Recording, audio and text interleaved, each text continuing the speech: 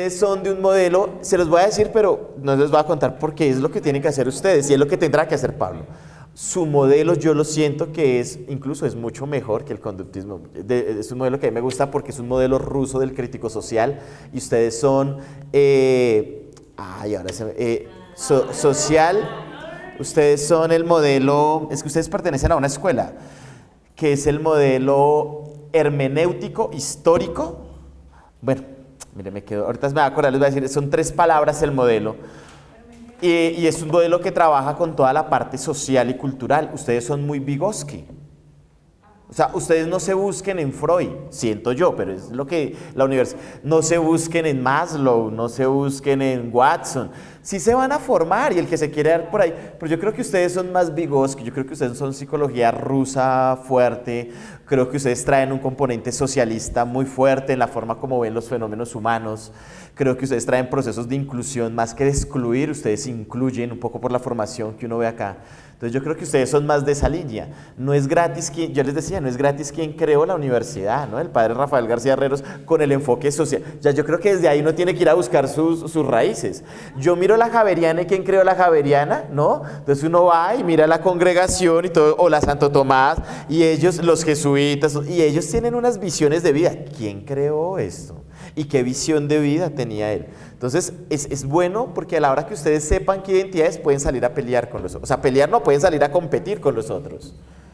Porque si no, uno los ve, llega uno a una entrevista y entonces uno está aquí sentado y al de lado se le sienta uno de la Javeriana y uno ya se siente ahí como el patito feo, porque uno dice, es esa. No, ustedes vienen con un componente muy fuerte. A los otros no los entrenan en eso. Y yo soy de otra universidad, pero les digo, yo prefiero que me entrenen en esto más que me entrenen en psicoanálisis o conductismo. Porque esas son teorías que han pasado. Uno ve cómo esta teoría social histórica cada vez coge más fuerza. Ustedes tienen un componente muy fuerte. Ustedes no ven al individuo solo, ustedes ven sistemas. Y la psicología ambiental. La psicología del deporte está cogiendo una fuerza impresionante, pero acá en Colombia, porque es nueva en Europa, es antigua en Europa, no es una cosa... de hecho, un poco para que se vayan llevando ahí algunos datos, hace 6 años... en la selección Colombia, el técnico de esa época, que no sé quién sería, recomendó contratar un psicólogo del deporte para la selección. Creo que le pagaban 15 millones de pesos mensual. Pues porque un técnico se puede estar haciendo 40, 30 millones. Se paga, o sea, pero no es que a todos les paguen igual, ¿no? Era uno en Colombia nomás que necesitaban para... Pero sí, claro, ahí hay trabajo. Listo. Bueno, entonces con eso, digamos que terminamos la mirada histórica y social de la psicología en Europa, en Norteamérica y aquí en Colombia. Bueno, fue como un panorama ahí rápido. Dime. Muchachos. Los tipos de psicología que tenemos acá en Colombia, pues Sí. todavía no tenemos la especialización, pero está también la etología clínica, que es la psicología animal. Bueno. En el diplomado en la UCA. No sabía. Yo hice ese primer diplomado. Sí. ¿Cómo se llama? Etología. Etología clínica, porque Bueno. la psicología animal, la especialización nació en Europa, está en Europa. Claro.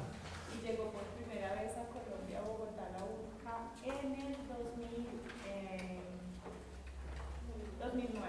Mira. En el 2009. No, pues... Y tenemos un gran representante en Colombia, que es orgullo de Colombia, se llama Néstor Calderón, que es uno de los etólogos clínicos psicólogos animales.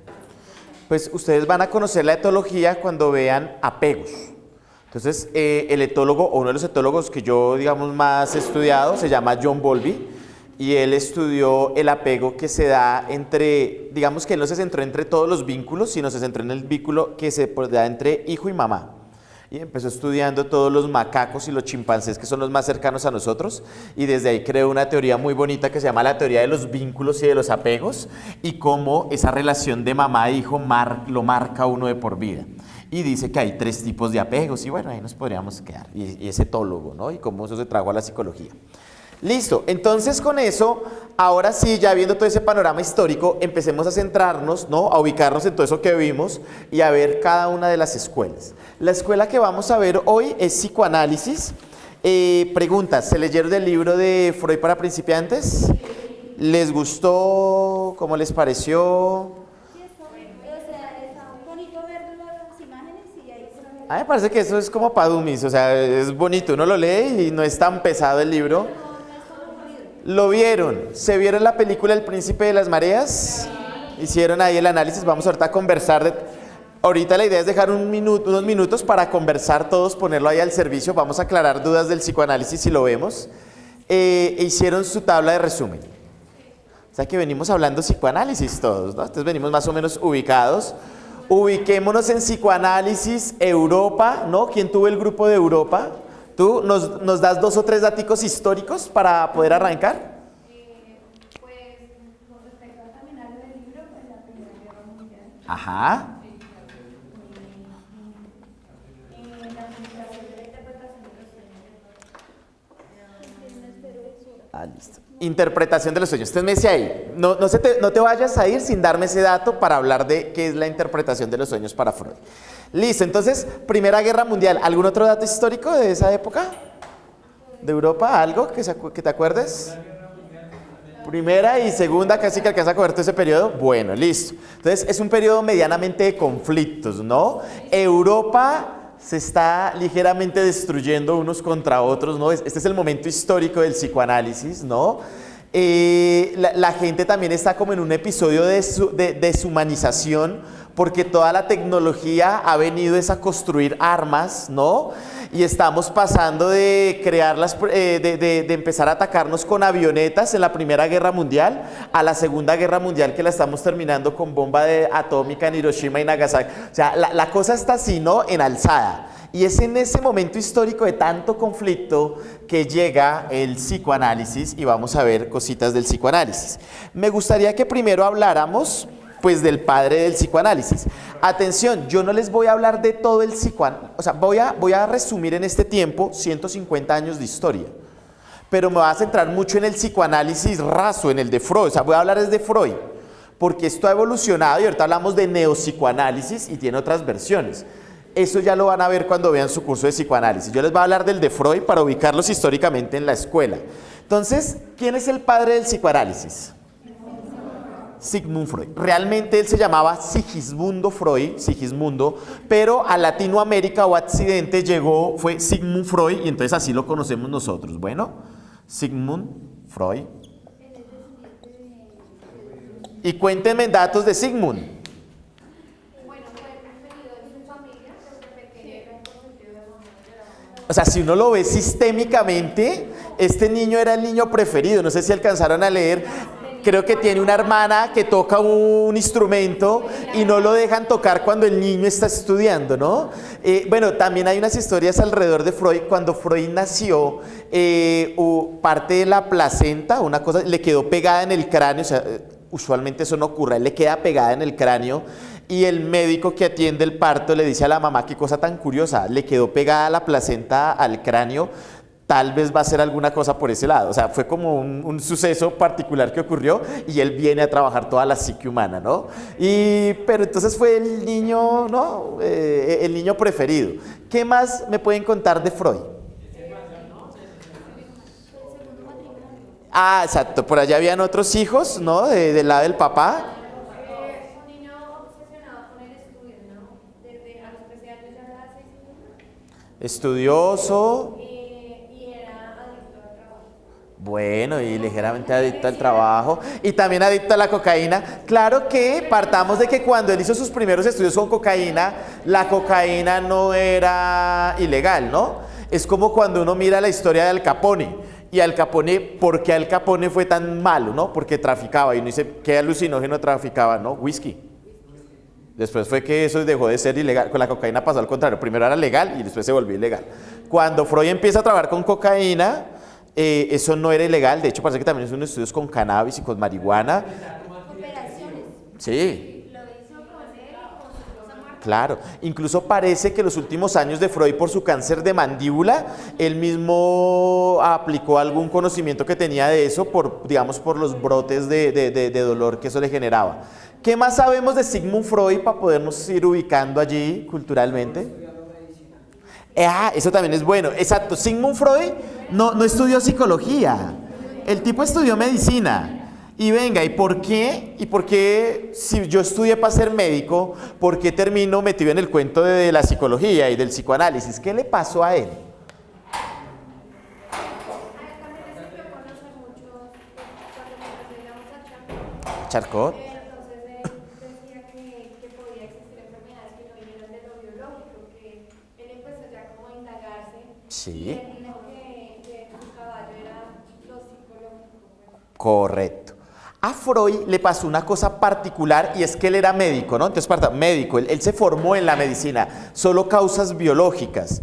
Y en la época de Freud, y es lo que yo siempre digo y creo que se los he contado, las psicopatologías se ponen de moda, ¿no? O sea, uno cree que la psicopatología es una cosa biológica, eso también la psicopatología es una cosa de moda. ¿Qué es lo que está ahorita de moda? ¿Cuáles son las psicopatologías de moda? Depresión, anorexia, hiperactividad. Usted va del psicólogo y el psicólogo lo planilla en una de esas tres, ¿no? O sea, uno no se va ahí limpio de eso. Pero si usted se va hace 100 años en la época de Freud, lo que estaba de moda no era la depresión.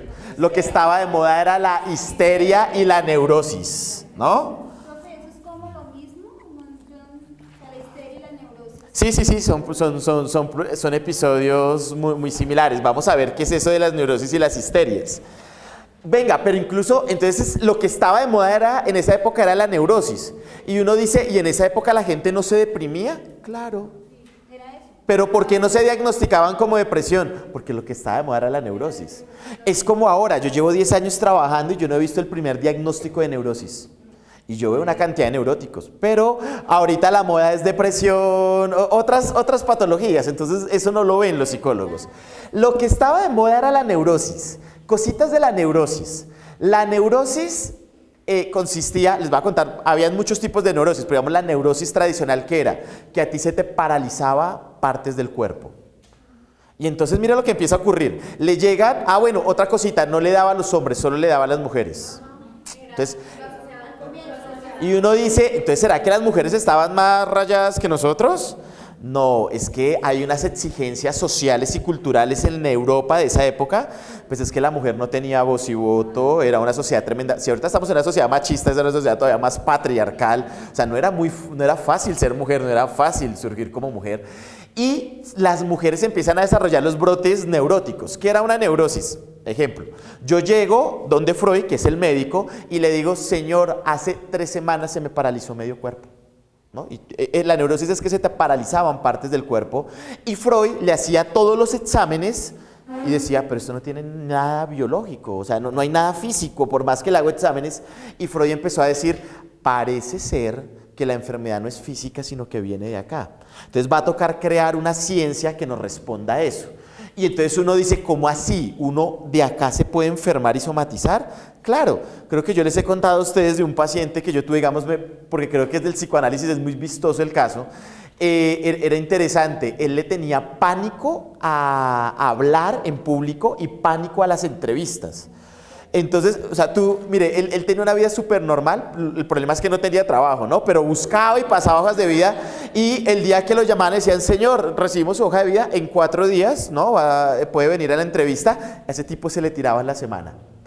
4 días antes, y eso vivía en un episodio de angustia, 3 días antes del dolor de estómago, 2 días antes, un día antes no podía dormir y el día que tenía que salir para la entrevista amanecía disfónico. Y entonces él me decía, pero ¿cómo? Si yo ayer me cuidé la voz, ¿no? Yo no grité. Esto tiene un poder incluso de enfermarlo a uno, ¿no? Y también de aliviarlo, que es lo que también se ha encontrado después. Y entonces un poco Freud empieza a decir, la medicina se queda corta. Hay que empezar, ¿no?, a crear una ciencia que nos explique o nos ayude a entender qué es lo que ocurre acá. Y es ahí donde empieza a meterse en todo el cuento del psicoanálisis. ¿Algún otro dato de Freud? ¿Por qué muere Freud? Cáncer, y es un cáncer de mandíbula, él fuma mucho. Parece que los últimos años de Freud fueron una cosa realmente atormentadora. Parece que el cáncer de por sí está acompañado de muchísimo sufrimiento, pero el cáncer particular de Freud parece que era muy fuerte. Él tenía que quitarse la mandíbula para hacerle aseo y luego, o sea, parece que fue un proceso de mucho sufrimiento los últimos años de Freud, y aún así trabajó e hizo una cantidad de cosas. Miremos algunos datos del psicoanálisis, y eso ya lo vamos a trabajar. ¿Qué es el psicoanálisis? ¿Qué fue lo que creó Freud? Freud creó el psicoanálisis, que el psicoanálisis primero es un método terapéutico. Es un modo de hacer terapia, y ya ahorita vamos a ver cómo se hace terapia desde el psicoanálisis, que es diferente al conductismo, es diferente al humanismo y es diferente al sistema, ¿no? Porque son miradas diferentes. Ejemplo, pero lo que voy a decir tampoco lo generalicen, pero podría ser un buen ejemplo. Yo llego a consulta, ¿no? Y vengo por el caso de infidelidad y llego y entonces me atiende el psicólogo y le digo, mire, vengo, ¿no? Con mi pareja que es infiel. El psicoanálisis se va a centrar un poco más en el pasado de la persona, el conductismo en el presente, el humanismo se va a centrar más en motivaciones, en procesos de resiliencia, el sistémico se va a centrar más en el sistema, en la parte social, cultural, cómo eso influye. Lo vamos a ir viendo, pero esto es un modo particular de hacer terapia. Decimos que el psicoanálisis es una teoría de la personalidad, ya vamos a ver rápidamente ahorita cómo es la personalidad desde acá, teoría de la personalidad. El psicoanálisis considera que la conducta actual o la conducta del ser humano es producto de sus experiencias infantiles. ¿Se acuerdan un poco de la película? Entonces parece que eso, pero se van a dar cuenta cómo los otros enfoques a veces no lo ven tan así. Pero para el psicoanálisis dice, ¿usted quiere entender usted por qué es ahorita así? Revísese allá atrás. ¿Usted quiere entender usted por qué es tan celoso con sus parejas? Vaya y revise la etapa anal de los 2 a los 4 años. ¿Usted quiere entender por qué tiene problemas con el alcohol, con el cigarrillo, por qué no lo deja? Vaya y revise su etapa oral de los 0 a los 2 años. ¿Usted quiere entender un poco por qué escogió la identidad sexual que escogió, sea heterosexual, sea homosexual, sea bisexual, todos esos que tenemos? Vaya y revise etapa fálica. O sea, para ellos todo tiene una connotación en el pasado y nosotros somos productos de todas esas experiencias infantiles. Por eso un poco la terapia con el psicoanálisis es larga. Usted va al psicólogo sistémico y entonces allá nos entrenamos en psicoterapia breve. Ellos no, porque es ir a recoger toda esa información que tú tienes allá atrás, ¿no? Entonces por eso inicialmente también eran procesos muy largos. Tú ibas donde un psicoanálisis y un proceso terapéutico se te podía ir 5 años, 10 años, ¿no? Pero entonces era la Europa de esa época que podía pagar. Imagínense ahorita quién tiene para pagar 10 años de consulta. A duras penas uno vaya a hacer 3 sesiones, pero digamos era un poco la Europa de la época. Y digamos que los primeros que fueron al psicoanálisis, pues yo creo que también era gente que tenía un poder adquisitivo, porque era, imagínense, el recurso de poder pagar esto allí durante tantos años. Y también decimos, para el psicoanálisis, parte de la premisa de que muchas de las cosas que hacemos están generadas por motivaciones inconscientes. Hay cosas que nosotros no entendemos por qué las hacemos y tienen motivaciones inconscientes.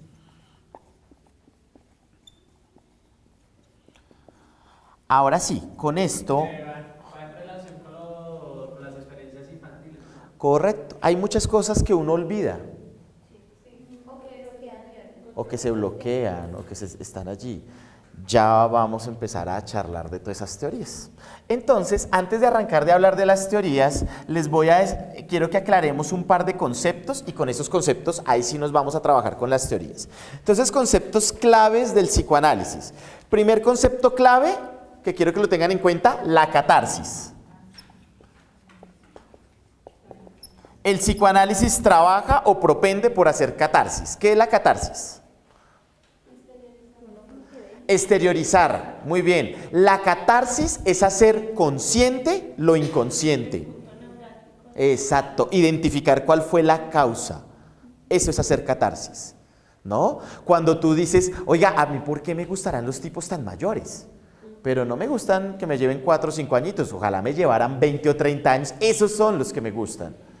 Y entonces te rastrean y cada uno puede tener una causa diferente, pero te rastrean y tú dices, mire, fue en el complejo de Edipo, no lo resolví bien allá y mire cómo estoy tratando de buscar una figura paterna por este lado. En ese momento hiciste catarsis, porque pudiste hacer consciente tu conducta actual. El psicoanálisis trabaja mucho por la catarsis. Tú vas donde el psicoanalista y él va a trabajar, o todo su proceso va a estar dirigido para que tú hagas consciente todo eso que tú tienes allá. Yo no sé si eso sea lo mejor. Yo soy de otro enfoque, lo vamos a ver después y cada uno de ustedes va a poder decidir. Yo no sé si recordar todo siempre sea sano. El psicoanalista diría que sí, yo no sé si siempre sea sano. Les quiero contar un caso y creo que va a ser un buen caso de catarsis y ustedes un poco van a poder decidir qué es la charla, a ver si podemos tenerla al final, un poco cuando conversemos de la película y pues que ustedes se vayan acercando un poco críticamente a todos los paradigmas. Yo tuve un caso, no sé, ya los que había trabajado con ustedes alguna vez les conté el caso de la niña, ¿no? Lo voy a contar rápidamente pronto para los que no lo vimos. Yo hace unos años trabajaba en un centro de emergencias y en ese centro de emergencias trabajaba por turnos y alguna vez tuve que trabajar en un turno de la noche y me llega una niña, ese creo que de los casos que tenía es el caso más particular de catarsis. Ella llega a consulta porque ella vivía con mamá, papá, entonces era mamá, papá y ella, y ellos tenían un ritual, y es que cada 8 días salían a comer, o sea, no les gustaba comer en la casa, sino por fuera, ¿no? Y salían a comer y les gustaba ir a restaurantes tipo show, o sea, que uno está comiendo y hay musiquita en vivo, hay teatro en vivo, era un poco el ritual de ellos. Y deciden salir un viernes, un fin de semana a comer, y llegan a un restaurante X y el show en vivo era regresión. ¿No? Entonces imagínense, pues debe ser muy bacano, uno voy comiendo y van haciendo regresión allá y toda la cosa. Y entonces ellos empiezan a comer y sale el señor que hace la regresión, que yo creo que no era psicólogo, pero sabía muy bien la técnica de regresión. Y el tipo dice, bueno, vamos a hacer regresión, ¿quién de ustedes quiere pasar? Y le hacemos la regresión. Y los papás empiezan un poco a decirle a la hija, pues pase, imagínense, hágale, pase. Y la niña pasa y entonces el tipo le empieza a hacer toda la técnica de hipnosis. Freud hizo hipnosis durante muchos años y en algún momento Freud dijo, ese no es el camino, porque eso también es como una caja de Pandora, uno no sabe todo eso que hay allá o qué se va a encontrar, pero hay gente que la sigue practicando y ¿qué pasa? Se presentan los dos casos, este señor que no sabía tal vez mucho de psicología, pero que sabía muy bien la técnica de hipnosis, y por el otro lado se encuentra con esta niña que era un paciente indicado para hacer hipnosis, porque no cualquier persona se le puede hacer hipnosis, debe ser una persona que tenga unos niveles de concentración muy fuertes, ¿no? Imagínense yo estar atento a lo que me dice este señor con 40 personas mirándome, o sea, eso hay que tener también unos rasgos específicos. El caso es que la niña es el paciente indicado, el tipo empieza a hacer la hipnosis y la engancha de una y empieza a regresarla. Y entonces le dice, regrésate cuando tenías 13 años, ¿qué ves? Regrésate cuando tenías 10, regrésate cuando tenías 7, cuando tenías 5, regrésate cuando tenías 3. Y cuando le dice, regrésate cuando tenías 3, le dice, ¿qué estás viendo? Y la niña empieza a decir, estoy viendo cómo mi tío me está tocando, me está penetrando, me está cogiendo, toda la cosa, ¿no? Y en ese momento, obviamente, pues entra en un episodio de crisis, ¿no? El tipo la saca del trance y ella queda allí desbordada. Imagínense cómo queda la consultante, ¿no? Pensándolo en esos términos. Es una niña de 15 años, que de por sí los 15 años es una época particular para las mujeres. 15 años. Se acaba de enterar que uno de los familiares que más quiere la abusó a los 3 años. Y aparte se entera en un contexto medianamente aversivo porque es delante de un pocotón de gente desconocida, ¿no? Y ella es un poco el centro de atracción en ese momento, así queda ella. Ese tipo, como no sabe mucho de psicología, un poco lo que cuenta la familia es que el tipo dijo, bueno, se acabó el show, llévense por favor a la niña, ¿no? Háblenle mucho, mucho amor, hasta luego y nos vamos. La familia se lleva a la niña. El caso sucede como a las 9 de la noche, la niña intenta quitarse la vida a las 12 de la noche, yo la recibo a las 2 de la mañana en el centro de emergencias y llega esta niña con todo eso y entonces yo empiezo a hablar, ¿no? Yo hablo con un compañero que también era psicólogo y él era psicoanalista y yo le decía a mi compañero, yo no sé si lo más sano fue que ella se hubiera acordado de eso. Yo creo, pero mire cómo hablan los enfoques, yo le decía, yo creo que si ella no se hubiera enterado de eso, pues hubiera seguido teniendo una vida normal, tranquila. Creo que eso no la hubiera marcado, le decía yo a él, porque yo soy de otro enfoque, que es el sistémico, que creemos que no todo hay que conversarlo, que no todo hay que recordarlo, ¿no? Y mi amigo, que es psicoanalista y es un muy buen psicoanalista, también decía cosas importantes. Entonces me decía, Andrés, puede que ella no lo supiera consciente, pero inconscientemente ella sabía que la habían abusado, como en la película, pero ya todo lo que pasaba. Y ella decía, lástima que se enteró en ese contexto tan adverso, pero bien que se enteró, Porque si logramos capitalizar eso, podemos resolver la forma como ella se relaciona con el resto de las personas y tal vez con los hombres. O sea, él decía, puede que ella no lo supiera consciente, pero ese suceso la estaba marcando inconsciente en la relación que ella tenía con el resto de los hombres en este planeta. Entonces, un poco desde allá parten los psicoanalistas, todo hay que recordarlo, todo hay que hacerlo evidente, a todo hay que hacerle catarsis. Ustedes tendrán que ir resolviendo ese dilema cada uno. Si ustedes creen que eso es sano, si ustedes creen que eso funciona, bueno, allá cada uno tomará una posición. Yo a veces creo que no todo es sano y que recordar todo no es sano y que decirlo todo no es sano. Siempre pongo también como los mismos ejemplos frente a esto de la catarsis y al decirlo todo, yo creo que no todo se debe decir siempre. Ejemplo, recuerden lo que contábamos cuando yo les hablaba de memoria en procesos psicológicos básicos. La muchacha que dice, yo me acuerdo que eran las 10 de la noche, iba caminando por un potrero, un tipo me cogió, ¿no? Me jaló al potrero y yo no me acuerdo de nada. Me acuerdo es que al otro día amanecí golpeada, ¿no? Y en el hospital, pero yo no me acuerdo qué pasó. Pero mire que ella sí estuvo lúcida toda la noche, estuvo consciente porque ella gritó, dijo que no la violaran tantos, pidió ayuda, pero ella no se acuerda. Y entonces llega aquí los enfoques a mirar. Algunos le trabajarían para que ella recuerde eso, porque creen que a partir de recordarlo se puede sanar.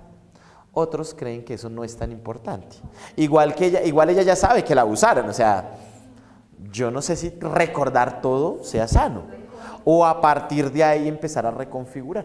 Entonces, eso es un poco la catarsis, pero tener en cuenta que esto fue, digamos, de las bases del psicoanálisis, hacer catarsis, recordar todo. Ya uno mira, ¿no?, si se conecta o no se conecta con eso. Segundo concepto que quiero que tengan claro es el concepto de la libido. La libido es un impulso sexual. Freud decía que todos tenemos libido. Unos más que otros, pero todos tenemos libido, porque todos somos seres sexuales.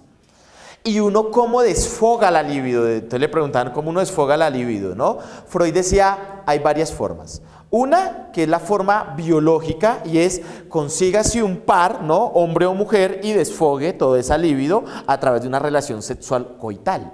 O esa libido, cuando no es desfogada, ¿no?, por ese mecanismo coital, se vuelve en una fuerza que uno la puede desencadenar de forma creativa en otras cosas. Ejemplo, no sé, pronto para los que les gusta el fútbol, uno a veces encuentra algunos técnicos de fútbol, yo me imagino que en la formación de ellos los formaron tal vez un tanto psicoanalistas, y ellos ¿qué dicen? Tenemos partido el domingo. Se concentran, ¿qué es concentración? Todos acá en el club, nadie sale los próximos 4 días, y quedan prohibidas las visitas de parejas. Es decir, todo esa libido, ¿no?, todo ese impulso sexual, no me lo van a desfogar con la pareja, me lo van a desfogar, ¿no?, allá en el domingo para que tengan un rendimiento más alto.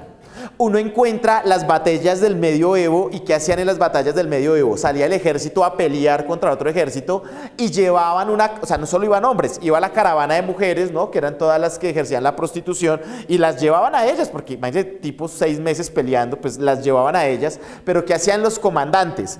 4 días o una semana antes de la pelea, nadie puede ir a visitarlas a ellas.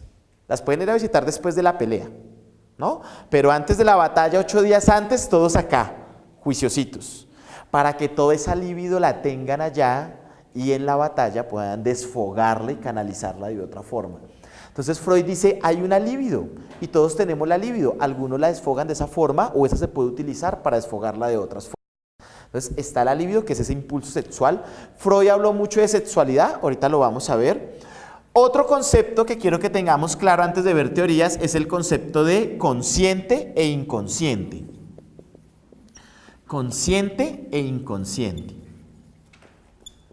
¿Qué es el consciente? El consciente es lo que yo sé. Y el inconsciente es lo que no sé, lo que está allá, reprimido. Dicen los psicoanalistas, ¿no?, sobre todo estos tan radicales, que el consciente, o sea, lo que uno sabe, es más o menos el 10% de la psique. Y el inconsciente es más o menos el 90%. O sea, uno es solo inconsciente, ¿no? Hay unas metáforas muy interesantes que utilizan como las siguientes, como la metáfora del iceberg. ¿Ustedes alguna vez han visto Titanic, el iceberg, no? ¿Cómo es un iceberg? Pensemos que esto es el mar, ¿no? y uno lo que ve o lo que sobresale es la punta del iceberg. Y uno cree que este es el iceberg. Este no es el iceberg es toda esta montaña que hay acá. Un poco lo que decían es, así es nuestra psiqui. Este es el consciente y este es el inconsciente. ¿No? Eso es un poco el psicoanálisis, el consciente y el inconsciente.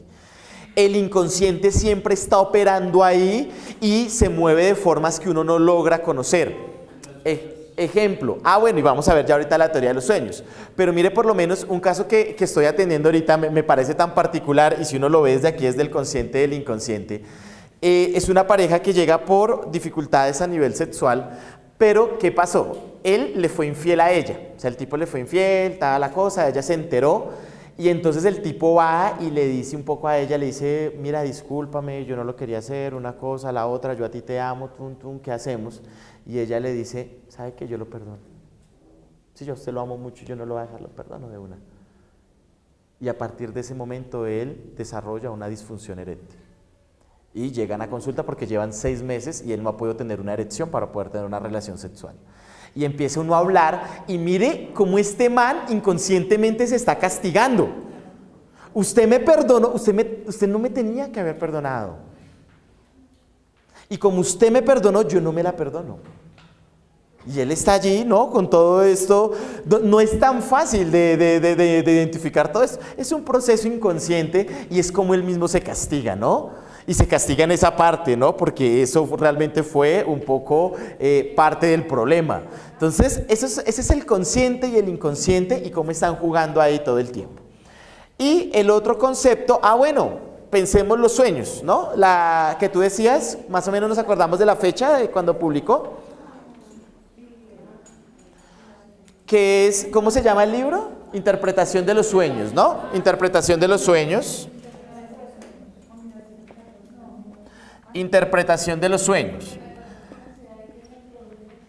¿Qué pasó con la interpretación de los sueños? Freud se hizo, digamos, medianamente famoso por crear este libro de la interpretación de los sueños, y entonces uno dice, ¿cómo así? ¿Qué son los sueños, no? Y entonces uno piensa que interpretación de los sueños es ese libro que uno se compra en el bus que vale 2.000 pesos, que le dice que si usted sueña, se sueña de blanco es que a alguien se le va a morir, si sueña con dientes es que, oiga, ¿qué pasa si no sueña con dientes? Yo me soñé, ¿qué día? ¿Qué es eso? ¿Plata o qué? Bueno, vamos a hacerle caso entonces a... pucha, no. No, entonces no. Entonces, eso no es la interpretación, porque uno cree que así fue que lo hizo Freud. No, ¿qué dijo Freud? Freud dijo, los sueños es una forma como el inconsciente habla, y los sueños tienen un alto contenido simbólico, pero simbolizan cosas diferentes para todas las personas. Ejemplo, entonces incluso creo que allí en el libro, no sé si ustedes lo alcanzaron a ver, tú te soñaste con caballos. Para ti los caballos simbolizan una cosa diferente que para mí si yo me sueño con caballos. No, yo me soñé casándome. Para ti el matrimonio tiene una concepción diferente que para mí. Entonces la cosa no es solo no, un poco el proceso es ir y mirar qué simboliza eso en tu vida, cómo se presentó y cómo eso te marca. Pero algo más que hizo Freud que a mí me gusta, y ya les voy a contar un caso mío. Freud decía que los sueños es una forma del inconsciente y que muchas veces es una forma sanadora que utiliza el inconsciente para cerrar incluso procesos. Mire todo lo que hace un sueño. Les voy a contar un ejemplo tal vez para que lo vayan entendiendo, a ver si logran entender un poco más los sueños. A mí me pasó una cosa particular cuando yo tenía 7 años y es donde uno se da cuenta también cómo los sueños tienen un poder simbólico muy fuerte. Yo cuando tenía 7 años vivía con mi mamá, con mi hermano y con un tío. Este tío era un tío joven, o sea, yo tenía 7 y mi tío tenía como 16 años, o sea, parecía más bien como un hermano mayor. Y era un tío supremamente afectuoso, muy afectuoso, tanto así que yo lo quería a él incluso más que a mi hermano, porque él era el que me llevaba al colegio, me recogía, me ayudaba a hacer las tareas. Digamos que a nivel de vínculos éramos demasiado cercanos él y yo. Y pasó una cosa curiosa, y es que cuando él tenía 16 años, él se consiguió una novia, y después de unos meses de estar con la novia le dijo, mira, yo quiero tener una foto tuya. Así como dicen los, no, que una foto tuya ahí en la billetera. quiero tener una foto tuya. Y entonces mi tío, me imagino que un tanto vanidoso, ya no me acuerdo bien, entonces él le dijo, no, pero es que yo no tengo una foto bonita, espéreme a que vaya y me haga un foto estudio, una cosa bien chévere, y ahí sí se la doy, pero no. Y entonces tenía a la novia, que creo que llamaba Marlene, una cosa así. Bueno, y llevaba unos meses ella pidiéndole la foto, y pues él también nada que le da la foto. Y ella, pero quiero una foto para tenerte, y nada. Y un día llega ella a la casa, y mi tío no estaba, y yo pues 7 añitos, y nos ponemos a hablar con ella, y ella me dice, oiga, a mí me gustaría tener una foto de su tío. Y pues uno a los 7 años uno es muy imprudente. Yo, pues mi tío tiene un pocotón de fotos allá en el cuarto. ¿No? Y me dice, oiga, ¿y usted me regalaría una? Pues, o sea, uno no le ve a eso. Y le doy la foto, ella se va, mi tío se entera, y cuando mi tío se entera, se puso muy bravo, una cosa impresionante, llegó, no me pegó, pues porque no me pegaba, pero me regañó muy fuerte, me dijo que yo pues era un poco abusivo, que yo porque hacía ese tipo de cosas, que no le preguntaba. Incluso fue tan fuerte la rabia que él tuvo, que él me quitó un poco sus afectos, su saludo, ¿no? Su afecto durante unos días, ¿no? Así estaba la cosa. Y en esos días que él me quita el afecto, que hubo todo el problema, él sale, tiene un accidente de tránsito y muere. Entonces, mire un poco cómo se empieza y mire cómo el sueño, según Freud, viene a tomar. Imagínense qué pasa. Obviamente mi tío muere, eso es un impacto para la familia muy fuerte. Mi mamá casi que se nos va porque ella lo viera como otro hijo. Y para mí el duelo también muy fuerte porque se me murió mi tío, la persona que yo más quería. Pero mire que yo tenía un doble duelo. Y era, se me fue una persona muy querida, pero aparte se me fue brava conmigo. O sea, una cosa es que se murió bien, bueno, pues toca resolverlo, pero se me fue y se me fue bravo conmigo, o sea, era todavía más fuerte. Y yo me acuerdo que yo sufría mucho porque yo decía, no, incluso desarrollé unos procesos de culpa, tal vez fue culpa mía, se fue y bravo y no sé qué, yo sí soy tan. Y yo me imagino, pues ya no me acuerdo bien, pero me imagino que yo andaba tal vez en un proceso de ansiedad esos días, y pasa como al mes una cosa muy curiosa en un sueño. Me acuesto yo a dormir y en el sueño, sueño que yo estoy en mi cuarto y que alguien llega y golpea la puerta. Uno generalmente, esto que yo digo es también como yo lo llené, porque ¿qué decía Freud? Uno no sueña como uno cuenta los sueños, porque uno dice, me soñé que estaba en la casa y llegué al trabajo y en el trabajo hablé con no sé quién y no, un sueño realmente son pantallazos y uno después los une. Un sueño casi nunca tiene final, uno después le pone final para que esa vaina medio se entienda. Y eso también lo analizaba, que Freud decía contenido manifiesto y contenido no manifiesto. O sea, ¿qué fue el sueño? Y que usted también que está inventando ahí, porque eso también es su inconsciente hablando. Lo que yo cuento, pero ya es como yo lo armé después con todo mi inconsciente, yo estoy durmiendo, golpean la puerta, yo me levanto, abro la puerta y adivinen quién era, mi tío. Y todo de blanco, ¿no? Yo creo que también son por los imaginarios que uno tiene, porque tal vez si me lo hubiera soñado de negro, entonces no, está en el infierno, una vaina así. O sea, fue de blanco, o sea, mire cómo es el contenido, de blanco, era una cosa así reluciente, era como una sudadera, pero blanca. Y el hombre entra y me ve y me dice una cosa, me dice, André, yo le pregunté, ¿cómo estás? Y me dijo, yo estoy muy bien. Y mi tío se acerca, me da un abrazo y me dice, Andrés, no te preocupes, yo te perdono. Pero no era mi tío, era yo en mi inconsciente perdonar, o sea, ya vamos a verlo. Y mi tío me dice, Andrés, te perdono, tranquilo, fresco, las paces. Me abraza, me da un beso y sale y se va, y en ese momento yo me despierto, y yo ¿qué hago? De una salgo corriendo para donde mi mamá, la despierto, y ¿qué le digo? Mi tío se me apareció, o sea, mi tío se me apareció y me perdonó. Al otro día resolví el duelo y mire, hoy estoy contando la noticia y no estoy por ahí en el psiquiatra, vuelto una nada porque tuve una escena durísima. Mire cómo yo mismo me pude perdonar en el sueño, ¿no? O sea, mire cómo el sueño me ayudó a cerrar un círculo afectivo. O sea, eso era un poco lo que analizaba Freud, el poder que tienen los sueños, cómo habla el inconsciente, cómo uno se comunica desde ahí. Entonces, era todos esos análisis y por eso es que este libro, digamos, cobra una fuerza tan grande en Europa, porque es empezar a entender los sueños como la forma como el inconsciente habla. Freud, antes de estudiar la medicina, cuando era niño, él le tenía mucha atención a sus sueños de niño. De hecho, es que él era también medianamente obsesivo compulsivo. El hombre apuntó todos sus sueños, ¿no? O varios de sus sueños, y los vino a interpretar de adulto. ¿no? De hecho es interesante, a mí me pasó, pero ya ustedes mirarán también cómo los forman. Cuando yo vi psicoanálisis en la universidad, ese semestre tuve que registrar todos mis sueños. O sea, un poco hacer el ejercicio, pero ya es de cada profesor. Yo me acuerdo que mi profesor de psicoanálisis todo el semestre, y entonces tú tienes que entender, porque cuando tú duermes, tú entras en varios NORREM. O sea, NORREM son fases del sueño. Cuando tú te duermes, la primera fase es NORREM 1. Luego, a los 20 minutos entras en NORREM 2. Luego, a la media hora entras en NORREM 3, que es cuando uno está dormido y empieza a moverse así. En ese momento estás soñando. Y ahí ya empiezan los sueños. Y la última fase del sueño es NORREM 4, que es la parte más profunda del sueño. Cuando uno sueña en NORREM 4 es cuando uno no se acuerda. ¿No se han pasado que uno se levanta y uno dice, fue pucha, yo me soñé con usted, pero yo no me acuerdo? O yo sé que soñé porque fue en un NORREM 4. Uno se alcanza a acordar de los NORREM 3, y eso a veces, porque uno se acuerda en la mañana y ya uno por la tarde, ¿qué fue? Ya me olvidó, porque se va olvidando, dependiendo de los NORREM, ¿no? Y entonces a mí me tocó registrar todos los sueños de NORREM 3, pues porque los de NORREM 4 no iba a alcanzar. Y fue todo un semestre haciéndolo y después interpretándolos desde el libro. Entonces, bueno, eso era una cosa interesante. Si alcanzas a llegar a NORREM 3. No. Entonces, algunos dicen, el sueño de buceta no alcanza a llegar a NORREM 3, porque tú te subes a la buceta, o sea, para llegar a NORREM 3 necesitas media hora. ¿No? O sea, porque eso va incluso en minutos. NORREM 1 te demoras 15 minutos, pero yo por lo menos cuando duermo en el Transmilenio, sueño. No sé si es que yo de una llego a NORREM 3, pero diría no. O sea, para soñar debes demorar un episodio más o menos de 35 minutos durmiendo. No, pues obviamente yo lo pongo en contexto ya del descanso de la noche, que uno se va a su cama a dormir a 6 horas, 7 horas. Pareciera que uno siempre, no siempre, pero parece que la gran mayoría de veces uno sueña, que pronto no se acuerda es otra cosa, pero parece que el inconsciente siempre está operando porque es la forma de moverse allá.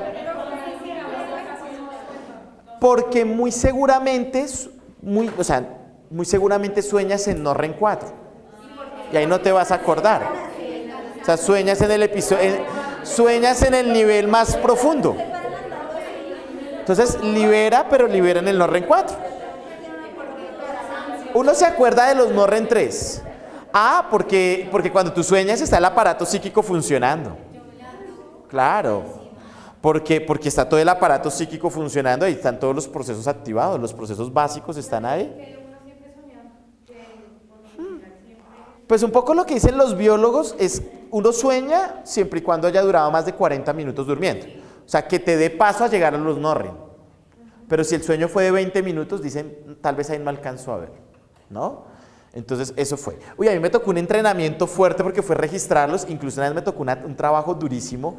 Yo estudiaba de noche y cogimos a un compañero y lo deprivamos todo el día. O sea, él no podía haber dormido la noche entera. O sea, que tenía que llegar listo para dormir. Y era acostarse y dormirse. Y todos en silencio con la luz así tenue, pues todo facilitándole para que pudiera dormir y todo registrándole el ciclo de sueño. ¿En qué momento entró a NORREM 1, a NORREM 2, NORREM 3, NORREM 4? Mi compañera ya toda dormida, ya, tin, movió la pupila, tin, tal cosa, NORREM 3, mire, tin. Empezó a salir la baba, NORREM 4. Sí. Empezó el proceso de enuresis y NORREM 4, NORREM, sí, ya, tin. Sí. Entonces, no, pero fue duro, imagínate tú 2 horas uno ahí viendo a otro dormir. Pero digamos que ahí es donde uno aprende. ¿Listo? Entonces, ese es el proceso de consciente e inconsciente. Y otro concepto que quiero que tengan claro es el concepto del complejo de Edipo y el complejo de Electra. Para ver 3 teorías rápidas. Complejo de Edipo y complejo de Electra. Este es súper, pues, se explica sencillo, pero es una cosa que le demora a uno como 3 años en resolver de complejo, ¿no? ¿Qué es el complejo de Edipo y qué es el complejo de Electra?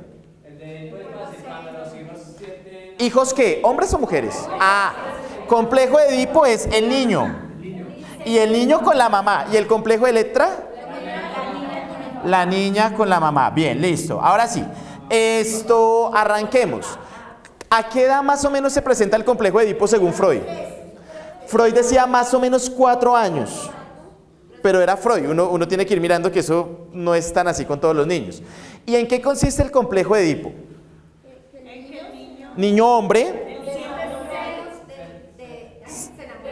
se enamora de la mamá y siente celos del papá. Ese es el complejo de Edipo. Pero atención, ¿cómo es eso?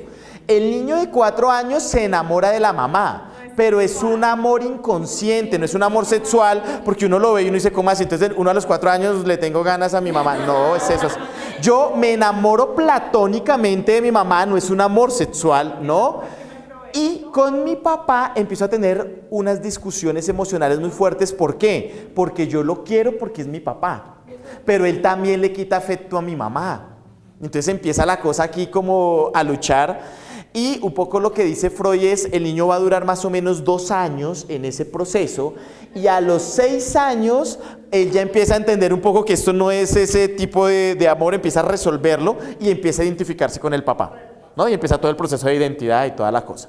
Eso es un poco lo que pasa con el complejo de Edipo, y en el caso de las niñas el complejo de Electra. No sé, lo que tú decías a mí también me parece válido. Yo por lo menos mi hijo, que se llama Jerónimo, que es el mayor porque el otro es Joaquín. Jerónimo, que tiene 3 años, yo ya le veo el complejo de Edipo a los 3 añitos. Uno ve, digamos, Dianita, ella es muy afectuosa, sobre todo con los hermanos. Yo lo puedo ver mucho con los hermanos.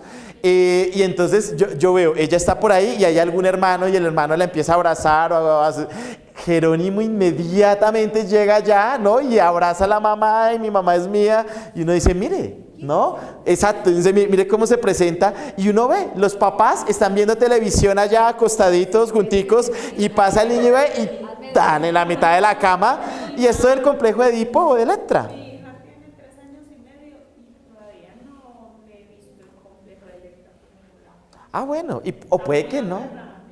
Ah, bueno, puede que tampoco lo desarrolle. Lo que pasa es que hay que entender también, yo creo que eso no siempre son generalizaciones. O podría, según Freud decía, empieza desde los 4 años. Eso yo también quería preguntar, o sea, ¿es estricto que pasen todos los niños? No, eso no pasa así. No, porque el niño tiene. Bueno, lo que pasa es que aquí viene otra cosa. Hay que entender que esta teoría la formuló Freud hace 100 años con familias de Europa. Y las familias europeas de hace 100 años son diferentes. O sea, para que se presente el complejo de Edipo y de Electra como lo formuló Freud, debían existir 3 personas: papá, mamá, hijo. Y uno entonces dice, bueno, y ahorita en las familias de ahorita, ¿no? Donde no hay papá, o donde no hay mamá, o donde el niño lo cría la abuelita. Lo que pasa es que un poco las nuevas comprensiones es, aunque tú seas mi mamá y yo sea tu hijo y no haya papá, igual yo puedo desarrollar el proceso. Porque no necesariamente va a haber un papá como tal, sino pueden haber otras personas que simbolizan eso que es papá, y yo desarrollo el Edipo, entonces no, también se puede desarrollar de otras formas. Profe, otro concepto que de pronto me gustaría que aclarara yo. Ah, ya, esas son las teorías, ya vamos para allá, ¿listo?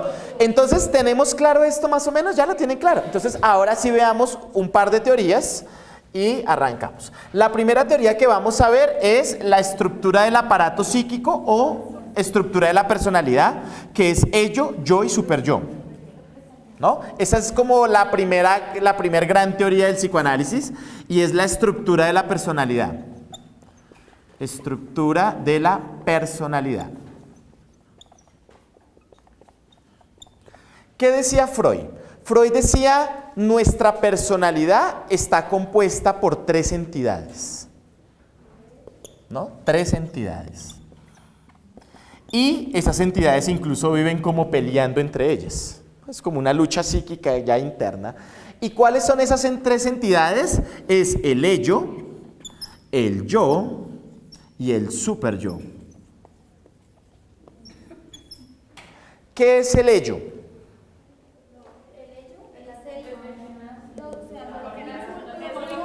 Es un instinto innato, uno nace, estos se forman, uno nace con esto, con el ello. Bien, ¿qué más me pueden decir del ello? Se podría decir que es la parte más primitiva del ser humano. Es la parte más primitiva, es una cosa allá, está en la especie, en los mamíferos incluso. ¿Qué más es el ello? Como la fuerza, como por instinto. Es una cosa instintiva, bien, ¿qué más es el ello? Es propio, ¿qué más? Es información genética. Sí, un poco más filogenética de la especie. ¿Qué es el ello? Para que no se compliquen y lo vean de una vez ahí en sus vidas. El ello es esa entidad que se mueve bajo algo que se llama el principio del placer. El ello es esa entidad que busca el placer inmediato, el ya, el estar bien ya. Ese es el ello, el principio del placer. Ya vamos a ver esos ejemplos del ello. En este momento, muchos de ustedes ya les estoy identificando sueño de buceta, ya les veo ese ojo rojo allá. Y en este momento su ello está hablando y es esa vocecita que les está diciendo: qué mamera de clase, ¿por qué no se va? Usted no se va por el super yo, pero el ello es el que le está diciendo: ¿qué hubo? Váyase. Un sábado, o sea, puede estar en la casa viendo cine, ya creo que están dando la de Wolverine, no, o sea, a ver, hay más planes que está, o sea, el ello es el que le está diciendo: váyase, mijo, chao. Ese es el ello, el principio del placer. El ello es el que cuando usted está trabajando, no sé si les ha pasado, uno cuando trabaja se encuentra jefes de jefes. Hay jefes que son muy amorosos y tú tienes un problema y le dices: venga para acá, y le habla. Hay otros que les encanta es el escarnio público, ¿no? Vaciarlo a uno delante de todo el mundo hasta que no lo ven a uno el ojo rojo, no lo sueltan. Y entonces imagínate, el jefe te está gritando, el ello es esa vocecita que te está diciendo: no se deje, grítele usted también, páresele. ¿Cómo así que le está gritando este? Páresele. Dígale, no, grítele usted también. Ese es el ello, el que busca el placer, el que usted esté bien de una vez. Otro ejemplo de ello, pero este ejemplo que voy a poner es un poco burdo, discúlpenme, pero es un poco para poder ejemplificarlo mucho más. Es un poco burdo, pero para que entiendan el ello. El ello, piensen ustedes, hoy sábado salen y ahorita se van, digamos, de rumba. Y en la rumba se encuentran el hombre de sus sueños o la mujer de sus sueños. Y empiezan a charlar con esa persona y esa persona les para bolas, porque una cosa es que uno le guste y otra cosa es que le pare, y le para bolas a uno. El ello es esa vocecita que te está diciendo: de una, invítela, salgan acá y se van para algún lado. ¿Qué le da más vueltas? A usted le gusta, ella ya dio señales de que le llévese de una. ¿Usted por qué no se lo dice? Por el super yo, ya vamos a ver cómo funciona. El ello es el que dice: de una, no le dé vueltas. No, usted quiere, mire, vaya, salga, eso no hay lío. Ese es el ello, ¿no? El que busca el placer inmediato, casi que sin importar los demás, es su placer inmediato. Ese es el ello. Todos tenemos ello. ¿Qué más decía Freud del ello? Freud decía: hasta los 3 años somos solo ello. No hay más, o sea, hasta los 3 años no existe esto, es solo ello. Y yo al menos lo puedo ver en mi hijo Jerónimo de 3 años. Jerónimo hace lo que quiere, cuando quiere. Le importa casi muy poco los demás. Jerónimo cuando quiere dormir duerme, cuando quiere jugar juega, cuando quiere comer, o sea, a él no le importa mucho incluso si el otro está bien, no, él hace las cosas, ¿no? Jerónimo, pasan cosas incluso interesantísimas. Bueno, obviamente en los niños desde muy pequeños, ellos cuando se tocan sus órganos genitales ya uno identifica, pero él ahorita, digamos, a sus 3 años, él se empieza a tocar sus órganos genitales, obviamente hay un proceso de excitación, obviamente puede haber una erección, y en lugar de que le dé pena, él sale corriendo a mostrarle a uno. O sea, cero, le importa muy poco el otro. Él desde que esté bien le importa porque está en el proceso de ello. Freud dice: ya después de los 3 años, cuando entra a estudiar y todo lo que son figuras de autoridad, le empiezan a formar estos dos. El ello es eso, ¿no? ¿Qué más tiene el ello? El ello, Freud decía, es un principio del placer que tiene 2 entidades adicionales. O sea, mira, estos son 3, pero el ello tiene 2 entidades allá. Y es el tánatos y el eros. ¿Alguna vez las habían escuchado? Tánatos y eros. ¿Sí? Tánatos y eros. Estas 2 hacen parte del principio del placer. ¿Qué es el eros? El eros es toda la parte erótica, porque eso genera placer, ¿no? Toda la parte erótica. Y el tánatos es la destrucción. Y la destrucción, decía Freud, también genera placer. Cuando mi jefe me está gritando y yo quisiera coger y devolvérsela, eso también genera placer, decía Freud. Freud decía eros y tánatos, ¿no? Destrucción y erotismo, eso hace parte del placer. ¿Y qué decía Freud? Freud decía: mire, esto es la parte más básica, más primitiva del ser humano. Usted quiere mover masas, muévalo desde acá, ¿no? Usted se quiere llenar de plata, no estudie psicología. monte un negocio que tenga Eros y Tánatos. Ahí usted ya se tapó de plata, porque esto mueve masas. Ejemplos de donde uno puede encontrar el Eros y el Tánatos. Pensemos en el periódico El Espacio. ¿Han visto el periódico El Espacio? Yo no sé si ustedes conocen, creo que el periódico más antiguo en Colombia es El Espectador, ¿no? El Espectador creo que hace 5 años casi se va a la quiebra. O sea, la gente no compraba El Espectador, menos que por internet lo veían, algo así. El Espectador, que es el periódico más viejo de Colombia, hace 5 años tuvo que volverse como quincenal, después dominical, yo no sé si ya sale todos los días, casi se va a la quiebra, la gente no lo compraba. El Espacio la gente le compra todos los días y el tiraje es alto, lo compran harto. Porque compran más El Espacio que el Espectador. De hecho, yo creo que es más fácil que se vaya a pique el Tiempo que El Espacio. ¿Por qué El Espacio se vende tanto? Más que el morbo. El que lo diseñó sabía mucho de psicología y sabía mucho de psicoanálisis. Mire cómo juega el periódico El Espacio con nuestro inconsciente. A mí me pasó una cosa curiosa, hace unos meses llevé el carro al 7 de agosto y llego yo y meto el carro allí en un sitio para que me lo arreglaran y entré y habían más o menos 15 personas ahí en el taller donde yo fui y estaban leyendo El Espacio, pero mire cómo era la cosa. No es que yo compro El Espacio y lo miro y luego te lo paso y luego, no, cada uno con su periódico. O sea, yo decía, oiga, mire eso, o sea, aquí ya hay 15 periódicos. O sea, se vende muchísimo. ¿Por qué se vende tanto? Porque lo montaron desde el Tánatos y el Eros. Usted coge y mire, siempre es la misma portada. Usted coge el periódico El Espacio y lo mira en la portada. ¿Y uno qué encuentra en la portada siempre? Un muerto así con Photoshop lleno de sangre, una vaina así. Cambia el personaje todos los días, pero de fondo es la misma carátula. Es el tipo allá desparramado, una cosa así. Y tú lo ves y eso ¿qué es? Tánatos. Tánatos. Y tú le das la vuelta al periódico y en la contraportada que te encuentras, una mujer allá semidesnuda, Eros. Eros y Tánatos, esta vaina es demasiado sugestiva para una personalidad básica. Esto gusta mucho, esto mueve pasiones. Miren algunos deportes que dejan mucho dinero. Pensemos en uno y luego pensamos en uno que deje más. El boxeo. El boxeo no le deja plata al boxeador, ¿no? Ese pobre es el que ese no va a ganar. Pensemos en el que maneja el boxeo, porque el boxeo es un deporte. Imagínense, uno ve partido de fútbol, uno asegura 90 minutos. El boxeo es un deporte que se puede acabar en 3 minutos, en 6 minutos, ¿no?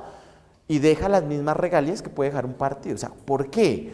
Fácil, porque lo diseñaron desde el Eros y el Tánatos. ¿Cómo es eso? Uno empieza a ver boxeo y son 3 minutos, 2 tipos dándose. Desen. Tánatos. Y a los 3 minutos los separan y los ponen allá y no es gratis que pasa una niña semidesnuda con un número, ¿no? Eros. O sea, eso no es gratis. Eros y Tánatos, esa vaina mueve lo que sea. Pensemos incluso en la actividad deportiva que genera más plata en todo el mundo, que es el Super Bowl, que es fútbol americano. Uno piensa que Messi y Ronaldo ganan plata. Sí, esos manes ganan plata. Pero comparado a un jugador de fútbol americano de Estados Unidos, es un pobre arrastrado. O sea, un jugador de fútbol americano de un top no tan alto, se está ganando lo que se ganan esos dos, ¿no? Porque ese deporte genera tanta plata, ¿no? Y el Super Bowl, que es el partido final que hacen, ¿no? En el año, que es donde deciden el campeón y todo. ¿Por qué ese partido en especial genera tanto dinero? Porque lo diseñaron desde el Eros y el Tánatos. ¿Cómo es eso? Arrancan durante 20 minutos, como 20 tipos, ¿no? Dándose duro porque es un deporte de muchísimo contacto, se dan, se golpean. Tánatos, Tánatos, Tánatos. Y al final de los 25 minutos que empiezan los extratiempos, se acaba el partido y empiezan los comerciales donde llega Britney Spears, todas estas mujeres allá, ¿no? Con esos comerciales altamente sugestivos, toda la cosa. Eros. Y esa vaina mueve lo que sea. Mueve un país, mueve un continente, casi que eso. Entonces, todo lo que sea Eros y Tánatos, eso es muy sugestivo. Y eso es el ello. Ahora les voy a hablar del super yo. Ahorita hablamos del yo, el super yo. ¿Qué es el super yo? El super yo es la moral. Es el deber ser. Freud decía, lo forman las figuras de autoridad como padres, profesores, Estado, ¿no? Y el super yo es el que te frena, es el deber ser, es como tú te debes comportar. Entonces, ¿qué pasa? Miren un poco uno cómo anda en esa disputa. En este momento está su ello diciéndoles, váyase ya para la casa, ¿qué hace usted acá? mire, perdiéndose allá toda su familia en cine y usted acá. Y usted está que se para, pero inmediatamente sale el super yo diciéndole, a ver, si usted se va, el profesor lo va a coger entre ojos y fijo lo hace perder. Espere al menos que salga el primero. Después de que salga el primero, todos vamos. Pero usted, aguante, aguante. El super yo es el que le está diciendo, oiga, pero usted quiere ser psicólogo. Y para ser psicólogo toca ver estos cursos, entonces toca aguantar. O sea, el super yo es el que te tiene, ¿no? Cuando el jefe te está gritando y te está ya haciendo quedar mal delante de todos, el ello es el que te está diciendo, no se aguante, devuélvasela. ¿No? Dígale, ¿usted por qué se deja? Grítelo también. El super yo es el que te dice, oiga, usted no puede hacer eso, usted está estudiando psicología, ¿cómo? A ver, usted, el super yo es el que te tiene. Oiga, si usted le grita, lo cogen entre ojos y pierde el trabajo. Aguántese, calmadito. El super yo es el que te tiene ahí. Cuando tú estás en la fiesta y te consigues el hombre de tus sueños o la mujer de tus sueños, el ello es el que te está diciendo, invítela, sáquela de una, llévesela. El super yo es el que te empieza a decir, oiga, pero eso no es así. ¿Qué va a pensar ella de usted mañana? ¿Qué va a pensar usted de usted mañana? A ver, primero cortejo, luego noviazgo, o sea, más tranquilito, más suave la cosa. Sí, el super yo es el que te tiene ahí. Entonces, por un lado está el ello, principio de placer inmediato, y por el otro lado está el super yo, deber ser, moral, entonces eso es un poco la cosa. Hay una visión del psicoanálisis que a mí me parece muy bonita, que es la visión de Disney. No sé si ustedes alguna vez han visto una película de Disney, sobre todo esas antiguas, que digamos que es la visión infantil del psicoanálisis, y está el protagonista de la película, ¿no? El personaje, y cuando él tiene que tomar una decisión vital dentro de la historia, le aparecen dos personajitos acá, ¿no? Que parece que el ello lo pintan siempre como el diablo, ¿no? Pero no siempre, ese también puede ser un diablo terrible. Y aquí un angelito, y los dos le están diciendo cosas, ¿no? Diferentes. Haz tal cosa, no, pero ¿qué va a pasar? Entonces es como la visión, digamos, de Disney. Y por último, encuentra uno esa tercera entidad que es el yo. ¿Y quiénes serían el yo? Nosotros seríamos el yo. Y el yo lo denomino así. Yo creo que el yo es el gran mediador. Es el que está aquí como mediando entre estos dos que son tan diferentes. Y el yo le hace casito al ello en unas cositas y le hace casito al super yo en otras cositas. Entonces, ahí va. Entonces, en este momento, mire cómo está el yo, mire cómo uno lo ve. Entonces, el ello le está diciendo a uno, váyase a descansar. Y el super yo, pero ¿qué hacemos? Si usted se va, el profe lo hace perder la materia. Y entonces, ¿qué le dice el yo? Pues hagamos una cosa, quédese. Pero nada, póngase a ver aquí una revista, póngase a hablar con el compañero, o sea, quédese pero no se quede, o sea, mire cómo el yo lo tiene uno ahí conectado, ¿no? El yo es el que, oiga, su jefe lo está gritando, el ello es el que le está diciendo, devuélvasele, grítele, y el super yo calmadito, tranquilito, y el yo que te dice, listo, cálmese, no diga nada, pero ahorita en el almuerzo habla mal de ese man con todo el mundo, ahí se desahoga, o sea, mire cómo te tiene, ¿no? En la fiesta, entonces el ello llévela, invítela, el super yo no, tranquilo. ¿Y qué te está diciendo el yo? Pues nada, relajadito, pero váyale botando cositas a ver cómo se comporta ella, ¿no? Y dependiendo, si no, va tranquilito. Entonces, el yo está ahí, mediando entre los dos. Le hace casito a uno y le hace casito al otro. Esa es la estructura psíquica, ello, yo y super yo.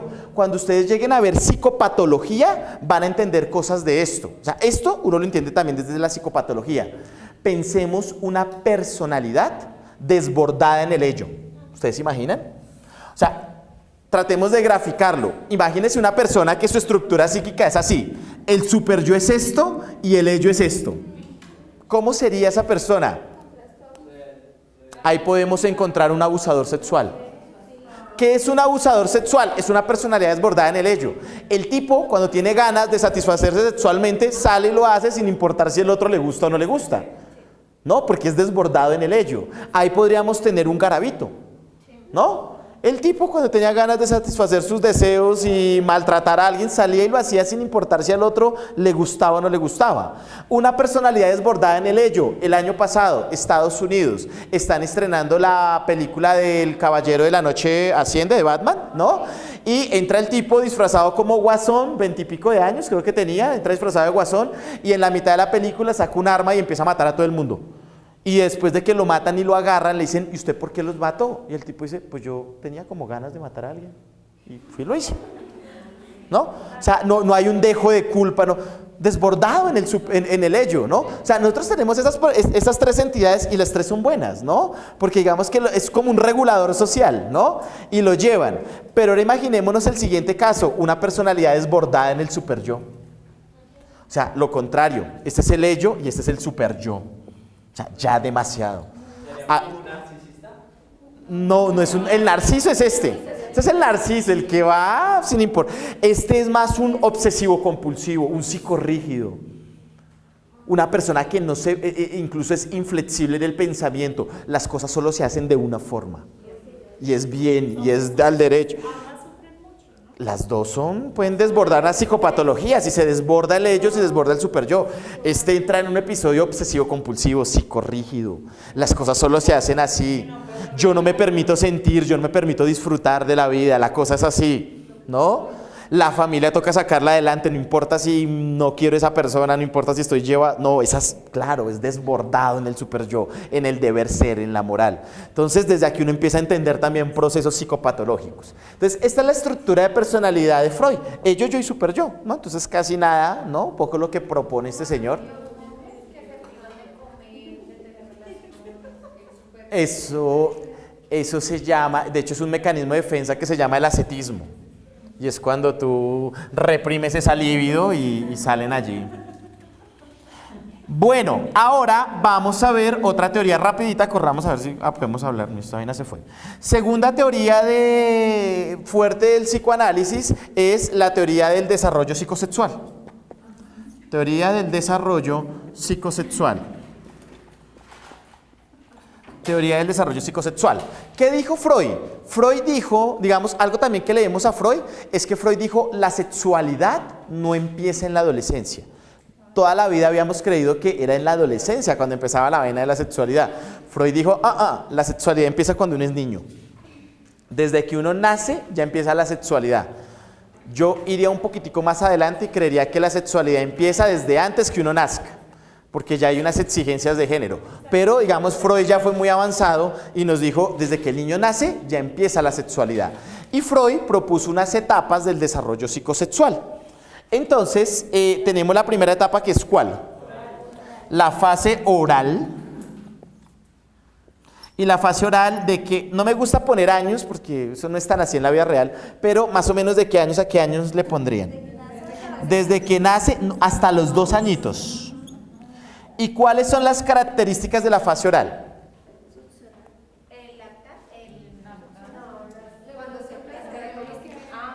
Para entender el desarrollo psicosexual tenemos que entender algo que se llama zonas erógenas. ¿Qué es una zona erógena? Es un punto de mi cuerpo que es altamente excitable. Estos son zonas erógenas. Hay zonas erógenas que compartimos todos en este momento biológicamente. Entonces, una zona erógena que podrían compartir casi todas las mujeres, casi todas, no siempre se presenta así, pero digamos una zona erógena que uno podría identificar en las mujeres, el clítoris. ¿No? Es una zona donde el número de terminaciones nerviosas desborda por mucho otras zonas. Bueno, es una cosa curiosa, no les digo la zona erógena del hombre porque se irían de para atrás. Pero, digamos, son zonas erógenas. Es que es curioso. Cuando tú hablas de esta vaina supuestamente del punto G, ¿no? Que yo creo que el mejor punto G es este, ¿no? Más que cualquier, o sea, creo que este es el mejor estimulante. Pero si tú dices, vamos a identificar el punto G en las mujeres, el punto G en la mujer le encontrarías en la vagina, más o menos a unos 6 centímetros al interior de la vagina. Vas a encontrar una zona, una región en la vagina donde la textura es ligeramente diferente al resto, ¿no? De las paredes vaginales antes de llegar a ese punto, y ese es un punto altamente excitable en la mujer. ¿Cuál es el punto G de los hombres? Lo encuentras vía anal, a 7 centímetros más o menos del ano. Vas a encontrar el punto de mayor sensibilidad de los hombres. Una cosa medianamente rara. ¿Por qué la biología lo puso ahí? ¿La naturaleza es sabia? Lo peor es que el superhéroe no les deja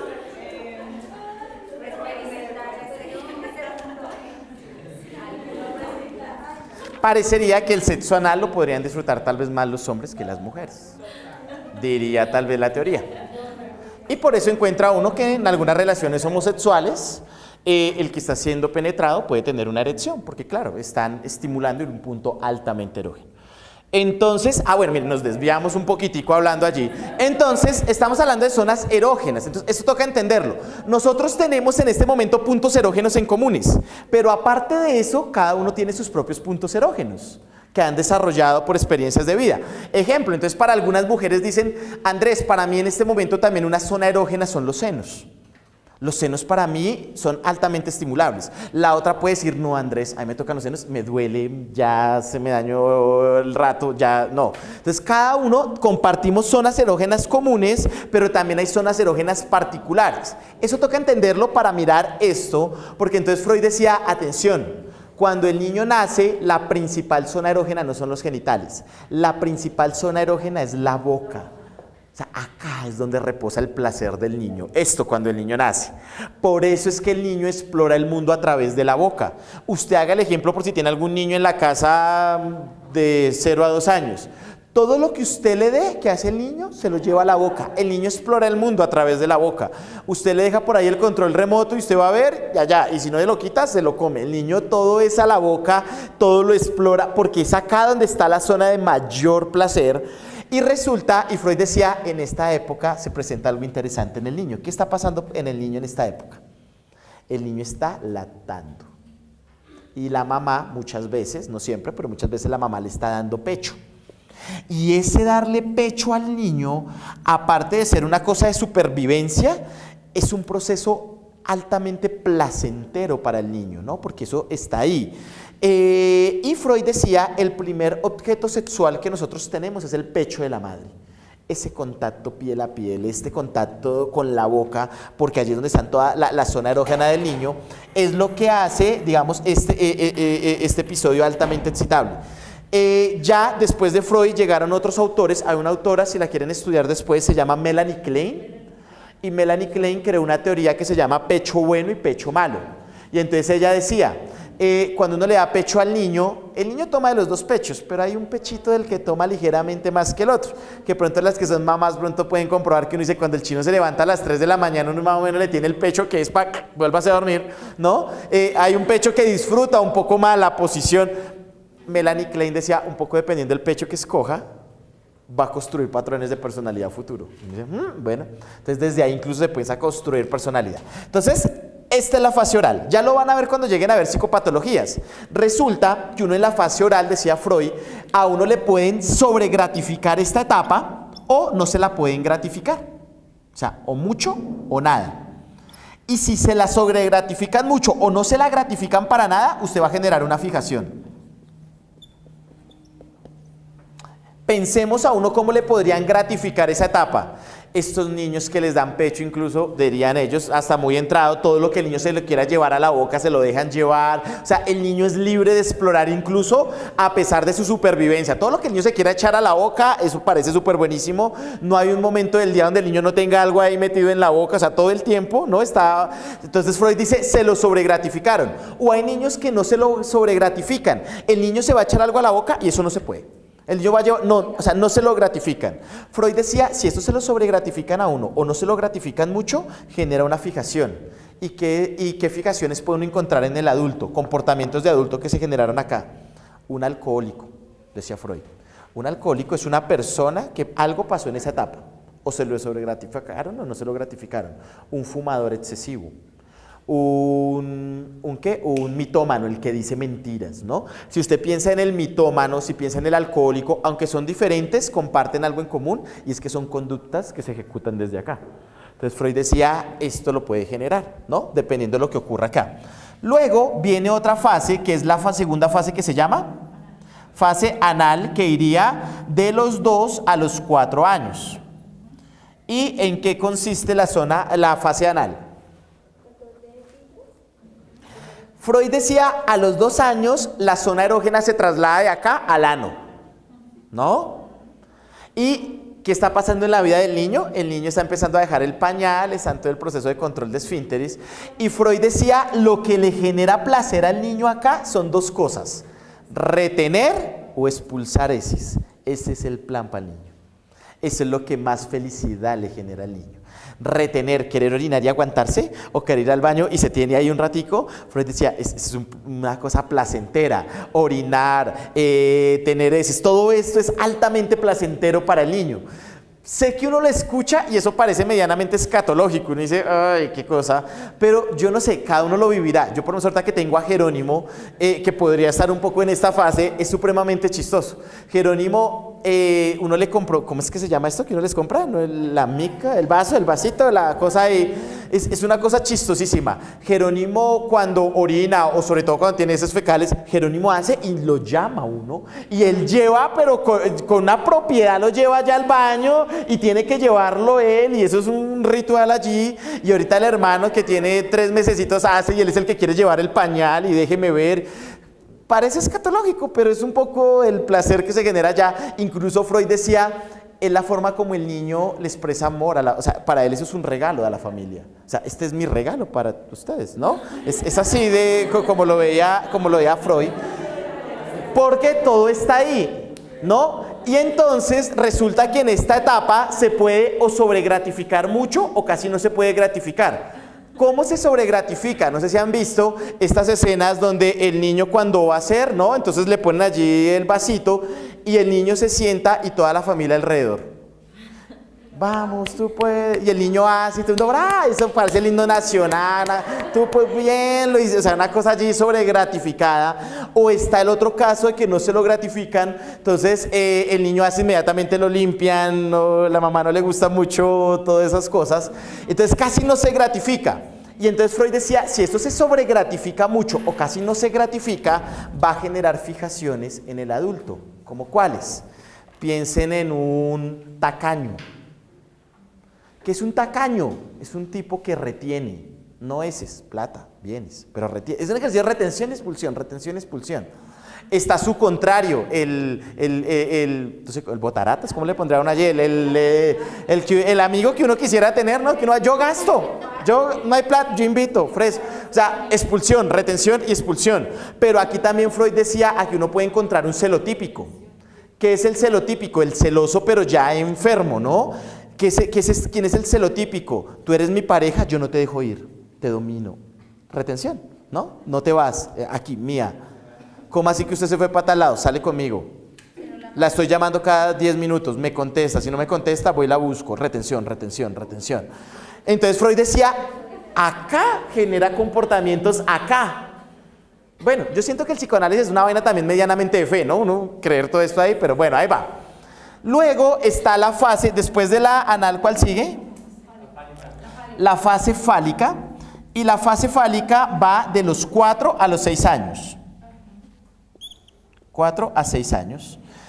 En la fase fálica, la zona erógena se traslada del ano a los genitales.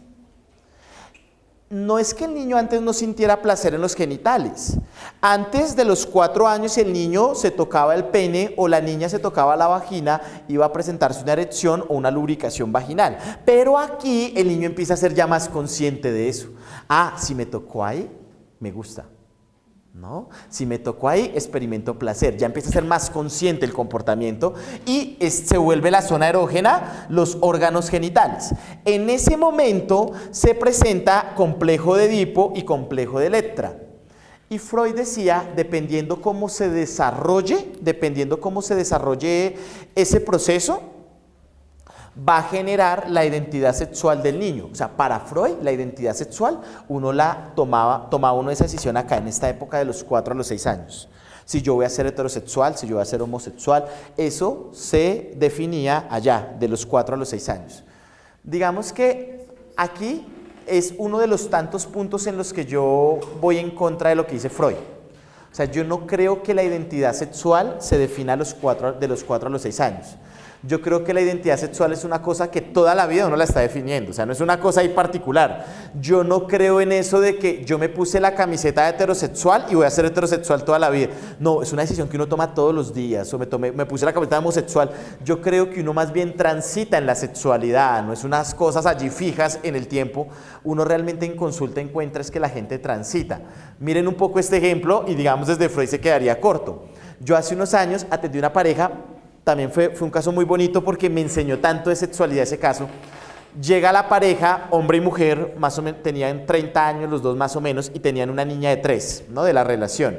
Ellos llegaron por infidelidad del hombre, sino que la particularidad de él es que le fue infiel a ella, no con una mujer, sino con otro hombre.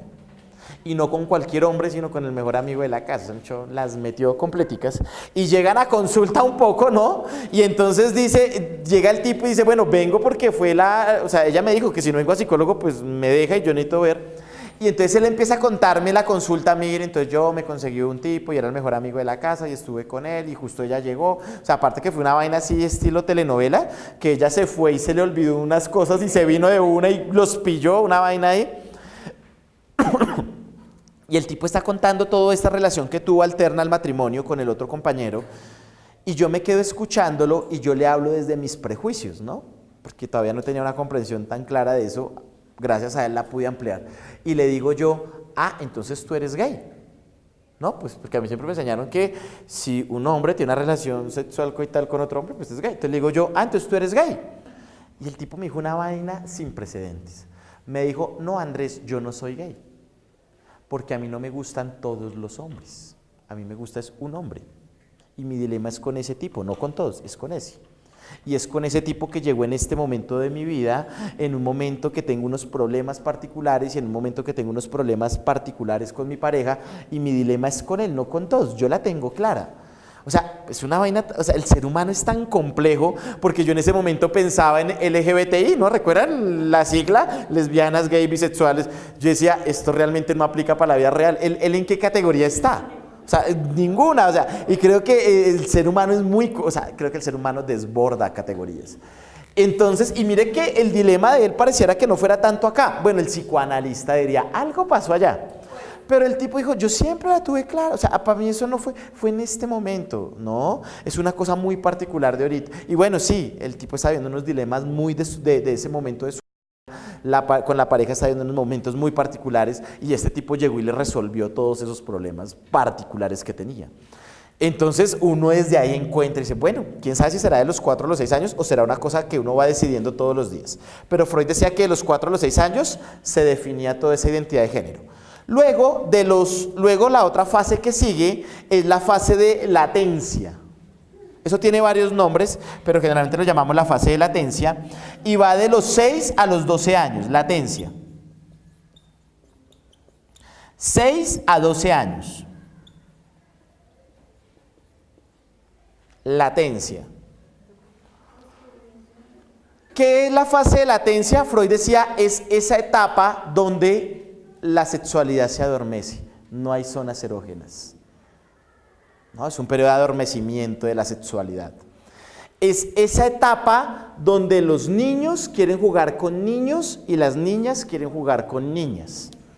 Y uno de niño las ve a ustedes como unas brujas insoportables, y ustedes nos ven a nosotros, ¿no? Como un moco en la pared, que no nos detestan, no nos entienden. Entonces, ese periodo en donde uno quiere estar solo con niños, o la niña solo con niñas, y la muerte para uno es que le digan, le toca jugar allá con las primitas, y uno abre de tierra y trágame, porque es un periodo donde la sexualidad se adormece, decía Freud, ¿no? Y por último, aquí no hay fijaciones, y llegaría la última fase, no escribo ya porque nos coge pared, sería la última fase, que sería la fase genital, que va de los 12 años en adelante, es decir, todos estaríamos en esa fase. ¿Y qué pasa en esta fase? Freud decía, es cuando vuelve a despertar la sexualidad. Entonces, cuando la niña cumple 12 años y la mamá ya se empieza a preocupar porque se va a meter las patas, una cosa así terriblísima, porque llegó la época de los novios, toda la cosa. Entonces, esto es el despertar sexual. Y en este momento, dice Freud, la zona erógena vuelve a despertarse en los genitales, pero en este momento cada uno empieza a desarrollar otras zonas erógenas particulares para cada uno. Entonces algunos dicen los senos, otros dicen no, el cuello, otros no, los brazos, otros no sé, el dedo chiquito del pie, uno no sabe una parafilia. Entonces cada uno empieza a desarrollar unas zonas erógenas particulares, ¿listo? Y eso sería el desarrollo psicosexual muy rápido, ¿listo? ¿Entendimos más o menos esas dos teorías? nos quedó faltando, pero bueno, con eso yo me voy tranquilo, nos quedó faltando hablar mecanismos de defensa, pero bueno, digamos que hasta ahí, digamos, hicimos bien el trabajo. Eso es más o menos psicoanálisis. Vamos a ver si sacamos otro espacio para poder conversar de eso y conversar de la película, un poco para verlo ahí desde la película. Aparte que creo que la psicóloga de la película, que es Bárbara Streisand, ella es psiquiatra, pero es psicoanalista. Entonces también un poco mirar esa parte de cómo ella se mueve y cómo hace la terapia y si esa sería la única forma de hacer terapia o también podrían haber otras formas de hacer terapia con ese caso, que eso también es otra forma de ver.